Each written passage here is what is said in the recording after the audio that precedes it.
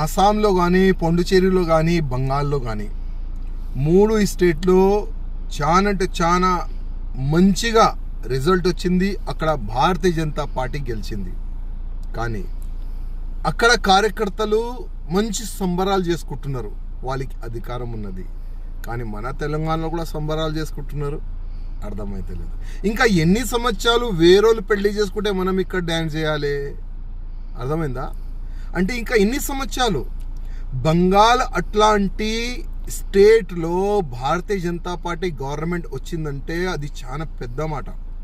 ఎందుకంటే అక్కడ మమతా బెనర్జీ ఒక గుండా రాజ్యం, ఒక రాక్షసి రాజ్యం అంటారు దాన్ని. అక్కడ భారతీయ జనతా పార్టీ కార్యకర్తల్ని చంపినారు, హిందూ సంఘాలు కార్యకర్తల్ని చంపినారు.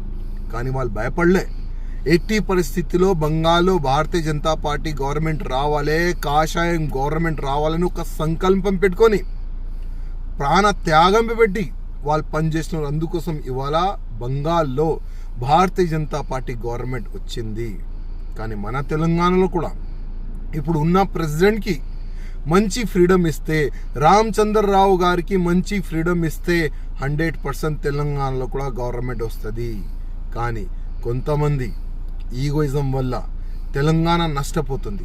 తెలంగాణలో ఉన్న భారతీయ జనతా పార్టీ మొత్తం సర్వనాశనం అవుతుంది. అదే కొంతమంది వల్లనే. నేను ఇప్పుడు కూడా రిక్వెస్ట్ చేస్తున్నా, మీ ఈగోయిజంని పక్క పెట్టండి. కొద్దిగైనా సిగ్గు ఉంటే బంగాల్లో ఏ విధంగా గవర్నమెంట్ వచ్చింది, అక్కడ కార్యకర్తలతో అధికారులతో కనుక్కోండి. వాళ్ళు కూడా అక్కడ కూడా ఉండే కొంతమంది, అక్కడ కూడా ఉండే కొంత కాంపిటీషన్. కానీ వాళ్ళు ఒక సంకల్పం తీసుకున్నారు, లేదు మా ఈగోయిజంని మేము పక్కా పెడతాం, గవర్నమెంట్ తీసుకొని వచ్చేలాగా మేము పనిచేస్తామని అక్కడ అందరు కలిసి మిలిచి పనిచేస్తున్నారు. అందుకోసం బంగాల్లో బీజేపీ గవర్నమెంట్ వచ్చింది. మన తెలంగాణలో కూడా కొంతమంది నాయకులు ఈగోయిజంని పక్క పెడితే ఇక్కడ కూడా గవర్నమెంట్ వస్తుంది, పక్క వస్తుంది. సెంటర్ నుంచి అంటే మన ఢిల్లీ నుంచి వచ్చిన నిధులు కరెక్ట్ క్యాండిడేట్లకి ఇస్తే పక్కా ఇక్కడ కూడా బీజేపీ గవర్నమెంట్ వస్తుంది. కానీ ఆ నిధుల్ని ఏ విధంగా గాయబ్ చేసినారు అందరికీ తెలుసు.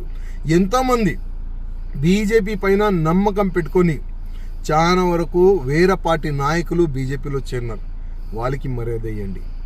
ఎంతోమంది సీనియర్లు ఉన్నారు మన బీజేపీలో తెలంగాణలో, వాళ్ళకి మర్యాద ఇవ్వండి. ఎంతోమంది బీజేపీ కార్యకర్తలు ఉన్నారు, వాళ్ళు ఇంటి పని ఇడిచి మొత్తం సమయం మన పార్టీకి ఇస్తారు, వాళ్ళకి మర్యాద ఇచ్చండి. కరెక్ట్ పని చేస్తే, ఈగోయిజంని పక్కా పెడితే 100% తెలంగాణలో కూడా వచ్చే ఎన్నికల్లో భారతీయ జనతా పార్టీ వస్తుంది. రామచంద్రరావు గారు, ఇప్పుడు మీరు భారతీయ జనతా పార్టీకి ప్రెసిడెంట్గా ఉన్నారు. మీరు ఎవరి మాట వినకండి. ఇవాళ మీరు మీ చేతిలో ఉన్నది ఇవాళ మొత్తం పార్టీ. తెలంగాణ బీజేపీ పార్టీ అంటే మీ చేతిలో ఉంది. వాళ్ళు వీళ్ళు చేతిలో ఆడకండి, ఫ్రీడమ్ తీసుకోండి. డైరెక్ట్ ఢిల్లీ అధికారులతోని, అమిత్ షా గారితో మాట్లాడి మీరు ఫ్రీడమ్గా తెలంగాణలో పనిచేస్తే 100% వచ్చే ఎన్నికల్లో పక్కా బీజేపీ గవర్నమెంట్ మన తెలంగాణలో